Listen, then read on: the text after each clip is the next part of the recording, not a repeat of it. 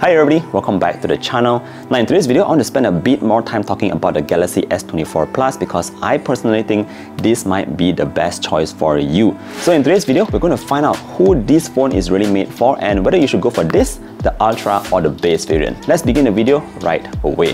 Now first and foremost, we have to talk a bit about the design because although it looks quite similar to the previous gen, it's actually quite different as well. Now let's take a look at the frames. I think the frame itself makes the biggest change here because on the previous gen, it was slightly curved and it had those glossy kind of feel to it. That means a lot of fingerprints. However, this year it's a completely matte finish, which I definitely appreciate very much. It feels very much more premium. You do have to go to the stores to check them out yourselves, and it just comes in this somewhat new colorway. It's marble grey by the way, and I just think it looks fantastic.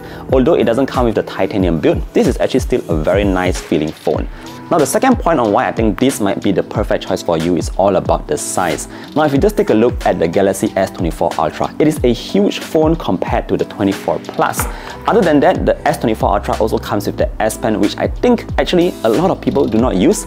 Most of the people I know who uses the phone doesn't actually use the stylus at all, so if you are not into using an S Pen, well, I think the S24 Plus might be the better choice. However, you might think to yourself, should you get the S24, which is actually very much smaller? Again, I would say that the size of the S24 Plus is sort of the sweet spot because it's not too small, not too huge, and it just is perfect. Now the third point to think about here is actually all about the display. I think the display on the S24 Plus is actually one of the best that Samsung has actually put on a smartphone to date. Now if you just rewind back the clock to about a year ago and you take a look at the S23 Plus compared to the S23 Ultra, the resolution was a bit different. You only get 1080p on the S23 Plus. However, this year, the resolution on the S24 Plus is actually the same as that on the S24 Ultra. Other than that, it's a slightly smaller form factor, and that means that the pixel per inch is actually higher and more sharper than the bigger brother S24 Ultra. Other than that, it also shares the same maximum brightness, that means 2600 nits. So again, a very fantastic display on the S24 Plus. Oh, by the way, did you notice how slim those bezels are? They're not just slim, but if you take a closer look, you'll notice that they're actually symmetrical all around, and this gives you a very awesome immersive viewing experience. Now moving on to the fourth point, just in terms of performance. Yes, I know Exynos 2400 is going to be a huge debate.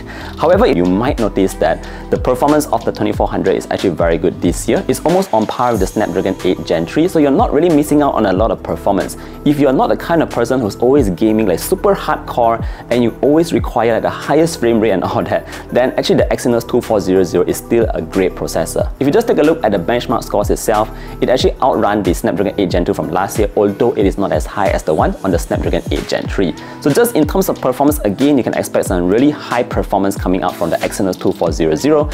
And RAM-wise, this year we also start with 12 GB of RAM. That compares to last year's 8 GB. This is actually a very good starting point. Now moving on to our fifth point, let's talk a bit about the cameras. Yes, the cameras is actually very similar to last year in terms of resolution count. In fact, it's also very similar to the ones on the S22, which was 2 years ago. However, just in terms of picture quality, I went out and took a couple of shots and I found out they actually look quite decent. If you just take a look at the S24 Plus, it does great at 1x as well as at 3x optical zoom. So you're still going to get very good pictures coming out from this guy, and it's not really necessary for you to get the S24 Ultra unless you really want that zoom and 200 megapixel high resolution. In terms of the night mode, yes, I did manage to capture a couple of samples, and as you can see, I'm again quite impressed with what Samsung can do, especially in very challenging situations. Although there were some lights here and there, some of these photos were taken in pure darkness and yet you could still see a lot of detail. I also managed to take a couple of underwater shots just for fun.